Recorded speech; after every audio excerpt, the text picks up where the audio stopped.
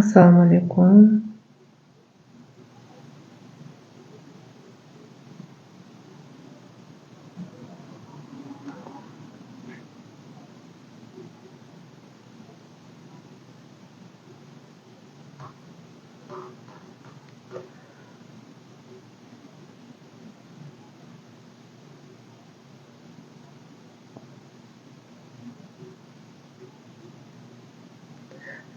Odamlar qo'shilgunicha o'zim haqimda qisqacha ma'lumot bermoqchiman. 8 yillik tajribaga ega, oliy ma'lumotli psixolog, parapsixolog Zamira Abdurazzoqovna bo'laman. Insonlar bilan 8 yildan beri ishlab kelaman. Psixolog sifatida juda ham ko'p, ya'ni psixologiya bu bir ilm, juda ham chuqur bir ilm. Negadir hozirgi kunda bizning o'zbeklarimiz psixolog desa agar nafratlanishadi, psixologlarni yomon ko'rishadi. Endi nega bunday fikrga borishyapti, uni men to'g'risi bilmayman, chunki juda ham ko'p kishi aytadiki, psixologlar insonlarni yo'ldan adashtiryapti. Psixologlar insonlarni noto'g'ri yo'lga boshlayapti. Inson o'zi agar boshidan iymoni butun inson avvalambor hech kimni so'ziga ergashmaydi, hech kimni gapiga kirib yomon insonga aylanmaydi.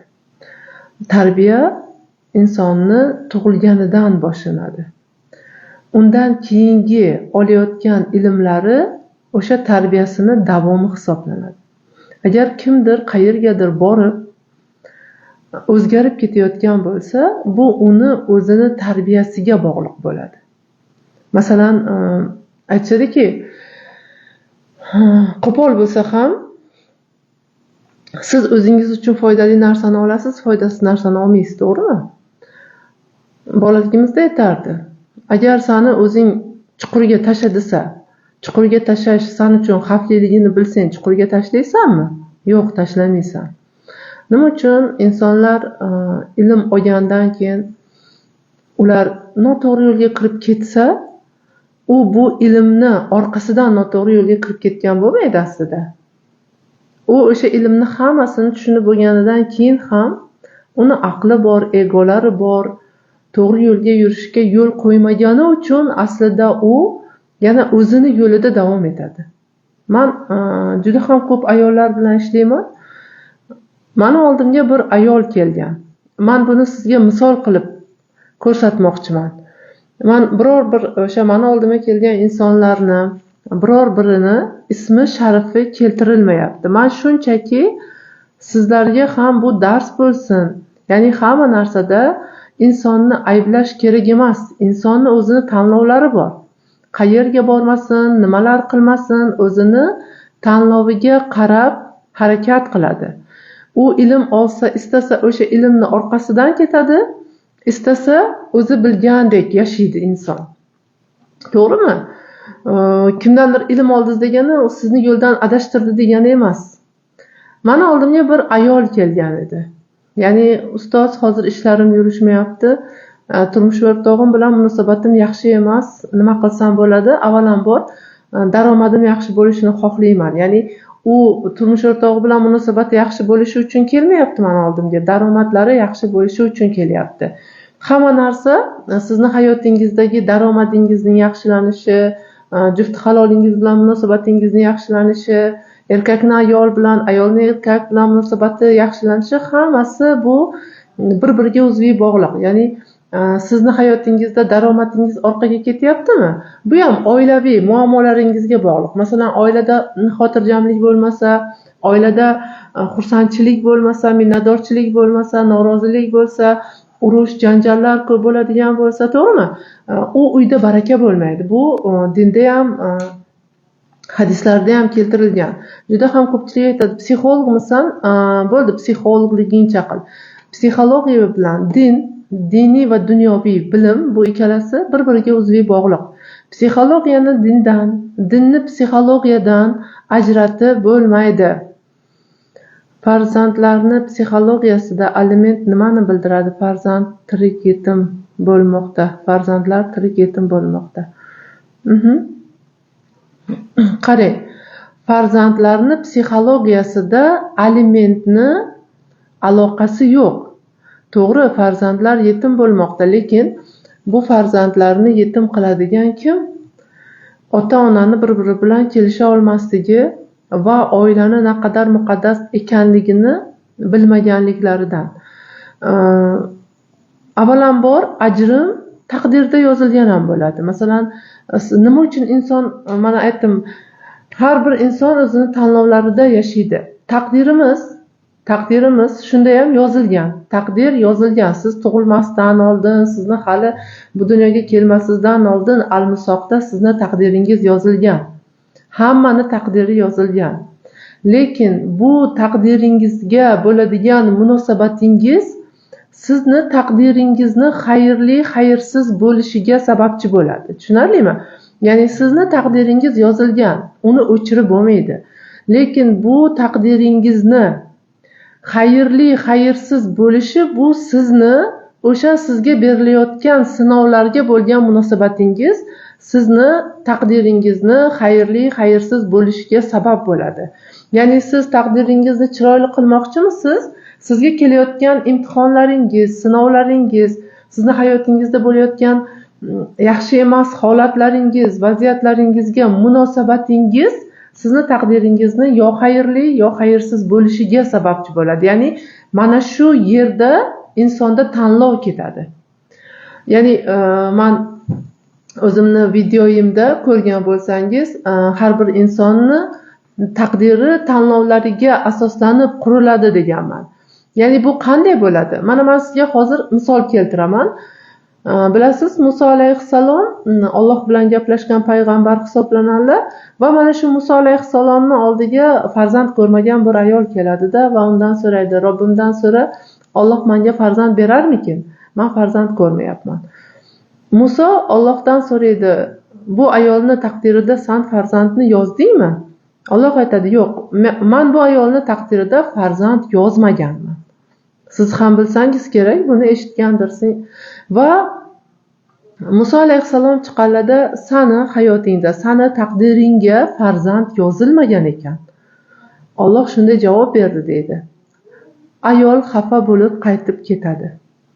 Bir yildan keyin bu ayol Muso alayhissalomning yonidan farzandi bilan o'tib ketayotganda Muso alayhissalom so'raydi: "Bu farzand kimniki?" "Meniki" deydi. "Qanaqasiga? Alloh san taqdiringga farzand yozmagan edi-ku." "Men Allohdan so'rashda davom etaverdim. Allohga yalinib yolvorishda davom etaverdim. Allohning marhamati keng va u menga so'raganimni berdi" deydi. Va Muso alayhissalom kirib yana Robbimdan so'raydi: "Robbim, sen bu ayolni taqdirida farzand yozmagan eding-ku.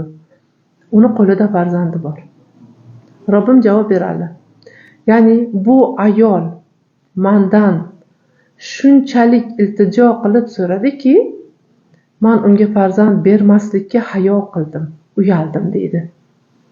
Agar bu ayol meni hayotimga, meni taqdirimga Robbim farzand yozmagan ekan deb, qarang, mana shu joyda tanlov bo'lyapti. Uni taqdiriga Robbim farzand yozmadi. Lekin bu ayol Allohdan so'rashdan to'xtamadi. Bu ayol Allohga yalinib yolvorishdan to'xtamadi. To'g'rimi? Ya'ni bu yerda ayol Allohdan tavba qilib, duolar qilib, yalinib, yolvorib: "Ya Robbim, sen Razzoqsan, yer osmonning egasi sensan, sen berguvchisan" deb har kuni toat ibodatlarida farzand so'ramaganida berarmidi? Bermas edi. Ya'ni ayol nima qildi? Chekinmadi. Allohning marhamatiga umid qildi. Uning rahimli ekanligiga umid qildi va Allohdan so'rashda davom etaverdimi? Va unga Robbim farzand ato qildi. Ya'ni aslida uni taqdirida farzand bormidi? Yo'q edi. lekin u Allohdan so'rash orqali Alloh unga farzand berdi. Mana shu yerda tanlovni kim qilyapti? Inson qilyapti, to'g'rimi? Bandasi qilyapti. Siz qanday qilib bu yerda aytishingiz mumkin, taqdir yozilganini ko'ryapmiz, tanlov yo'q deya olasiz. Siz hadislarni o'qing, tushunib o'qing. Juda ham ko'p joyda, hadislarda ham, Qur'onda ham juda ham ko'p joyda agar siz mana bu diniy va dunyoviy ilmni o'rgansangiz, taqdirni inson o'zi yarata olishi, go'zal qila olish tanlovlari orqali go'zal qilishi uni qo'lida ekanligini tushunib yetasiz. Ya'ni siz birovni taqdirini o'zgartira olmaysiz. Siz o'zingizni taqdiringizni o'zgartira olasiz. Birovnikini emas. Mana ba'zi birlar psixologga boradida, "Men erimni o'zgartirmoqchiman" deydi. Yo'q, birodar. Siz hech kimni o'zgartira olmaysiz. Bizning ayollarimiz juda ham ko'p ayollarimiz keladida, "Ustoz, men erim bilan munosabatimni yaxshilamoqchiman, erimni o'zgartirmoqchiman. Mana bunday ayolman, erim mana bunday ayol bo'lishini istayman", men aytaman. Biz hech kimni o'zgartira olmaymiz. Ya'ni bizni qarshimizdagi inson biz bilan yaxshi emas munosabatdami? Biz o'zimizni o'sha ichki holatimizni, balkim bizni ichimizda xotirjamlik yo'qdir, balki bizni ichimizda xavotir bordir, balkim bizni ichimizda qo'rquvlarimiz bordir, balkim bizni ichimizda tashlanib ketish bordir, balkim bizni ichimizda ayblovlar bordir. Ya'ni bizni ichimizdagi hissiyotlarimiz tashqaridagi insonlar orqali ko'rsatib beriladi. Ya'ni sizni juft halolingiz xiyonat qilish orqali sizni ichki qo'rquvlaringizni ko'rsatib beradi. Mana ba'zi bir erkaklar ayolni tashlab ketishdi. Menga faqat ayollar emas, ba'zida erkaklar ham voice chat qilsam, voice chatni ochsam, erkaklar murojaat qiladiki, "Ustoz, meni ayolim xiyonat qilyapti. Men qanday yo'l tutsam bo'ladi? Uni xiyonat qilayotganini ko'rib turibman, bilyapman, lekin o'ziga ayta olmayapman." Ya'ni bunday erkaklar ham bor. Va men aytaman, ochiqchasiga, ya'ni erkak ayolni xiyonat qilayotganini ko'rdimi, albatta bu ayol bilan gaplashib, bu ayolni xiyonat qilgan ayolni albatta javobini berish kerak deb o'ylayman. Chunki uni xiyonatiga ko'z yumib ketish erkak uchun, ya'ni bunday erkaklar dayus deyiladi. Yo ayolga egalik qila olish kerak erkak, yoki bo'lmasa xiyonat qilayotganini ko'rsa, u ayol bilan munosabatlarini uzishi kerak, ya'ni ajrashishi kerak. Juda ham agar haqiqatan ham kelajakda uni xiyonatini kechira oladigan darajada marhamatli bo'lsa, balkim kechirsa Alloh ham uni kechirar. Endi bu yog'i dinga bog'liq. Ya'ni avvalambor ayol juft haloli bo'lib turib xiyonat qilishi bu juda ham katta gunoh hisoblanadi. Shuning uchun bunday ayollar ham keladi. Masalan, men uzr tushib ketdi. Ya'ni bunday ayollar ham keladi va bunday ayollar bilan men gaplashganimda, bilasiz, men so'raganman, "Nega siz xiyonat qilasiz? Nega siz juft halolingiz bilan munosabatlaringizni to'g'rilashni o'rniga hozirgi kunda xiyonat qilyapsiz?" deb so'raganimda, bilasizmi nima deb javob bergan? Ular menga, ya'ni meni turmush o'rtog'im juda ham sovuq munosabatda, menga e'tibor bermaydi, men bilan munosabati yaxshi emas, men undan juda ham ko'p e'tibor kutaman. Ayollarning ham xiyonat qilishi aslida men xato deb bilaman va men u ayolga aytganman, xiyonat qilmasdan ajrashish kerak. Keyin boshqa bir insonga turmushga chiqsa bo'ladi. Lekin juft haloli bo'lib turib, ayol kishi xiyonat qilsa, bu ayol do'zaxiy hisoblanadi. Lekin ming afsuski, hayotida juft haloli bo'lib turib ham hozirgi kunda ayollar bor. Eriga xiyonat qiladigan ayol faqat erkaklar emas, ayollarda ham bor bu kamchiliklar. Ya'ni qarz ikki qo'ldan chiqadi. Ayol qachon xiyonat qiladi eriga? Qachonki u eridan kutganlarini olmasa. Ayol qachon xiyonat qiladi eriga? Eri unga ayol istagan o'sha munosabatni qila olmayotgan bo'lsa. Faqat ko'p psixologlar deydiki, faqat nimaga ayollarni gapirasizlar, erkaklarda ayb yo'qmi, erkaklar ham xatolari bordirki, ayollar bu xatolarni qilyapti. Man erkaklarni ham, ayollarni ham aybdor deyish niyatim yo'q. Ya'ni man ikki tarafga ham ya'ni betarafman. Erkaklar xiyonat qilyaptimi? Ya'ni kimdir nafs uchun qiladi. Bu xiyonatni kimdir o'sha ayoli bilan munosabatini to'g'rilay olmagani uchun ko'chadan qidiradi yaxshi munosabatlarni. Ya'ni erkaklar ham xiyonat qilishiga sabablari bo'ladi. Lekin agar erkak va ayol bir joyda o'z fikrlarini bildira olsalar, nima uchun xiyonat qilyapti? O'tirish kerak. Insonlar bizda ko'pincha janjallar bilan munosabat olib boriladi. Aslida janjallar, bir-birini haqorat qilish, bir-birini kamsitish, bir-biriga yaxshi emas so'zlarni so'zlash, bular yosh bolalarning ishi. Ko'p-katta ilmli insonlar, aqli, farosati yaxshi bo'lgan insonlar avvalambor bir-biriga nohaq gaplarni gapirib, haqorat qilib kamsitmaydi. Ya'ni meni o'zimni lichkamda ham mana hozirgi kunda 2-3 ta video chiqarganman. Janob erkaklar, man videoyimda ba'zi bir joylar qirqilmagan, xato ketgan so'zlarim bo'lgan. Uni qirqib qo'yish kerak edi. O'sha xato ketgan so'zlarimni eshitib olib, janob erkaklar ham shunaqa yaxshi emas, kurakka turmaydigan so'zlar yozyapsizki ayolni. Siz bilmaysiz-ku meni qanday insonligimni, siz bilmaysiz-ku men nima demoqchiligimni u yerda, to'g'rimi?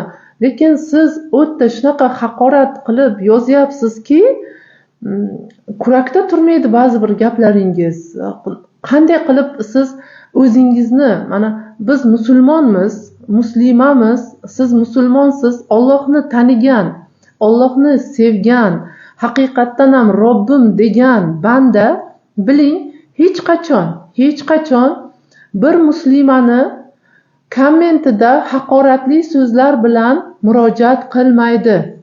Men bunday insonlarni Allohni tanigan inson deb bilmayman. Janob erkaklar, siz bitta ayolga komment yozyapsizmi? Siz bitta ayolga munosabat bildiryapsizmi? Alloh dedi, sen bilmaysan-ku meni bandamni xato va kamchiliklarini ko'ryapsan. Bilmaysan-ku, balkim u kechalari qilgan xatosi uchun mendan kechirim so'rayotgandir. Balkim tavba qilgandir. Balkim men uni xatosini, bu qilgan gunohini kechirgandirman. Sen kim bo'psanki meni bandamga fikr bildirasan? To'g'rimi? Bu narsa keltirilgan, o'qib ko'ring.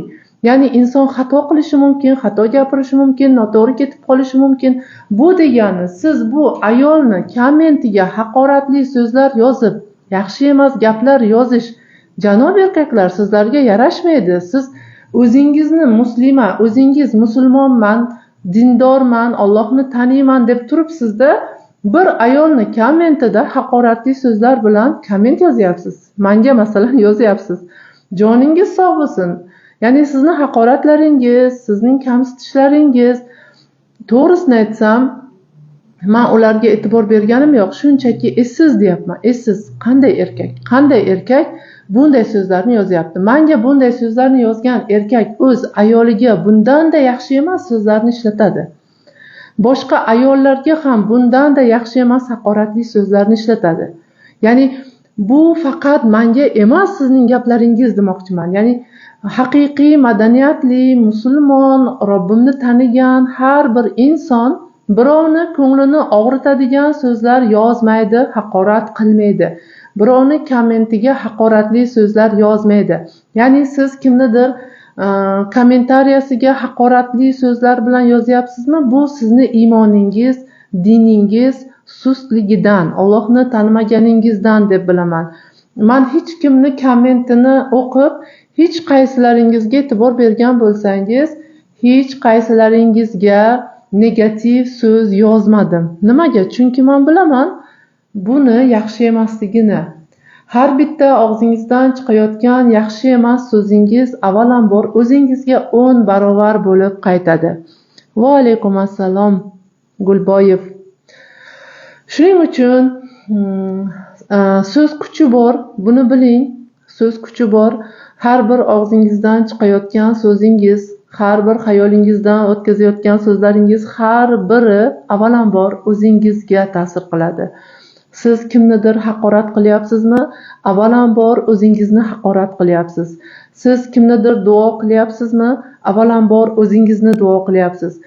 Sizni og'zingizdan chiqayotgan har bir so'zingiz, agar bu so'zingiz kimgadir qaratilib nohaq aytilayotgan bo'lsa, biling, bu so'zingiz uchun siz o'zingiz javob berasiz. Ya'ni har bir so'zingizni energiyasi bor.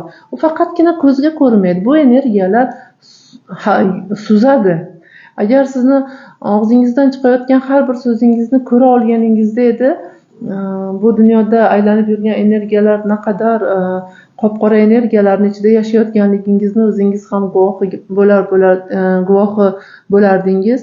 Chunki faqatgina hamma narsa yeb ichishdan yoki nafsni qondirishdan yoki kimnidir xafa qilishdan, kimgadir fikr bildirishdan iborat emas bu hayot. Bu hayot, ya'ni tasavvur qiling, siz yer deb atalgan dunyoga tushdingiz.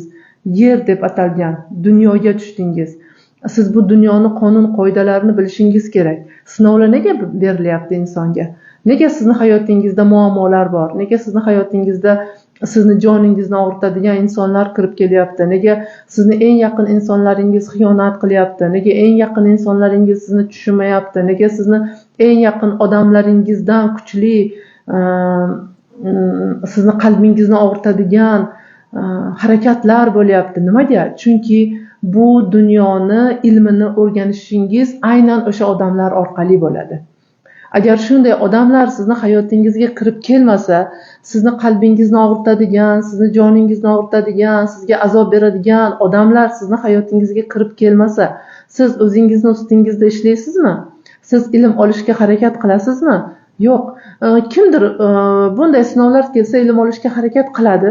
Lekin kimdir bunday sinovlar kelsa ilm olishga harakat qilmaydi. O'sha hayotiga kirib kelgan, unga nohaqlik qilayotgan odamlarni qarg'ash bilan umri o'tib ketadi yoki bo'lmasa u insonga ham yomonlik qilish bilan umri o'tib ketadi.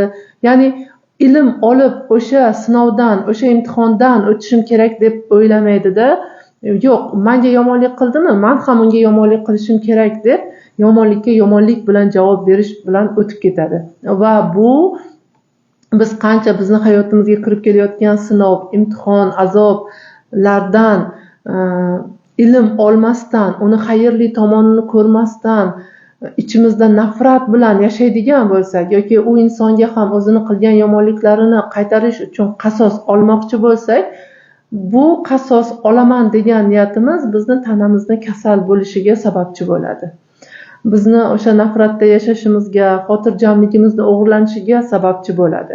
Ya'ni sizni hozir ichingizda xotirjamlik yo'qmi? Sizni ichingizda xavotirlar bormi? Sizni ichingizda qo'rquvlar bormi? Kelajakdan qo'rqyapsizmi? O'tmishni qo'yib yubora olmayapsizmi? Biling, ya'ni siz ichingizda o'ch olish bor, sizni ichingizda ayblov bor, sizni ichingizda qo'rquv bor, sizni ichingizda nafrat bor. Siz o'tmishni qo'yib yubora olmayapsiz. Mana shularning natijasida siz o'z xotirjamligingizni yo'qotyapsiz. Va insonning ichida xotirjamligi yo'qmi? Inson go'zal hayotni orzu qilmasa ham bo'ladi. Chunki gul ham unumdor yerda ko'karadi. Ya'ni inson ichidagi bu xavotirlar, bu qo'rquvlar sizni ichingizga xursandchilikni, shukronalikni, minnatdorchilikni olib kira olmaydi. Ya'ni ham negativ, ham pozitiv bitta joyda bo'la olmaydi. Yo siz negativ inson yoki sizni ichingizda har doim shukronalik, minnatdorchilik bo'lishi kerak. Yoki sizni ichingizda xavotir, g'azab, qo'rquv, kelajakdan qo'rquv, nima bo'ladi, nima qo'yadi degan xavotirda yashash bo'lishi kerak. Agar haqiqatdan ham inson taqdiriga ishonsa, taqdirini Alloh chiroyli qilib berganiga ishonsa, uni hayotiga kirib kelayotgan sinovlar, bu imtihonlar ruhan ulg'ayish uchun berilganligiga ham ishonadi. Juda ham ko'p insonlar bilasizmi?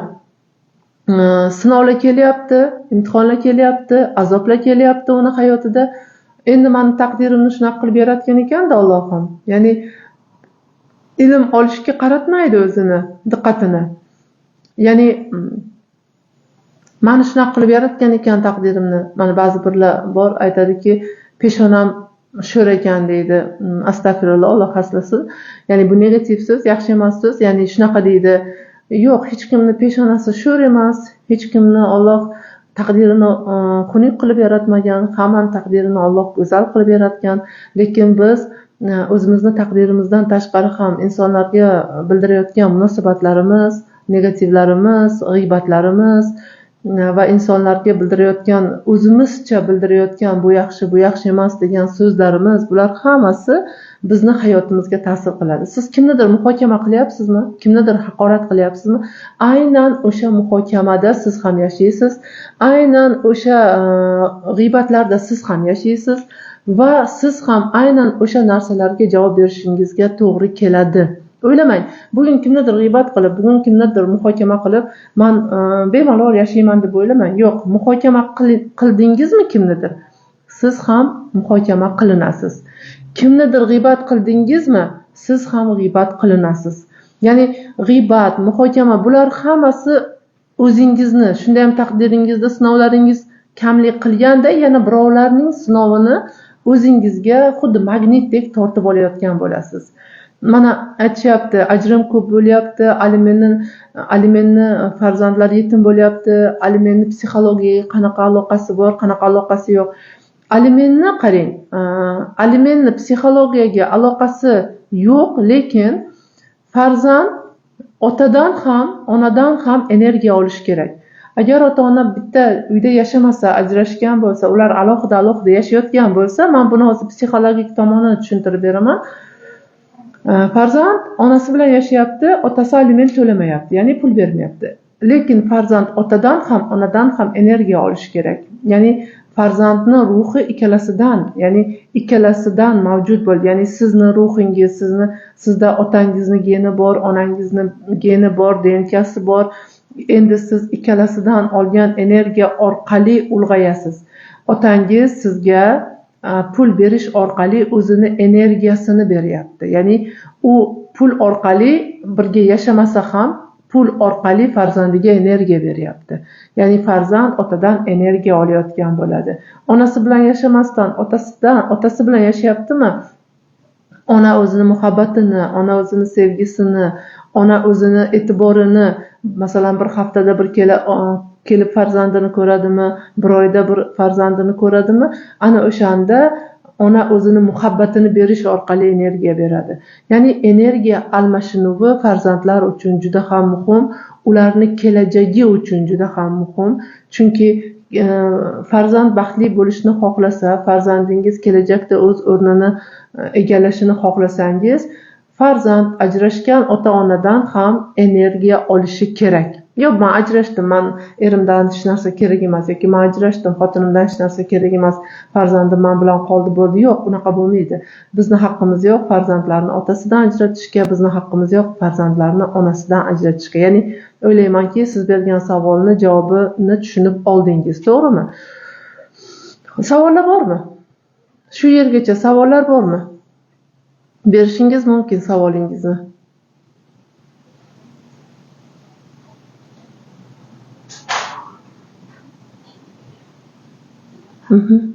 Hozir. Savollaringiz bormi? Savollaringiz bo'lsa berishingiz mumkin.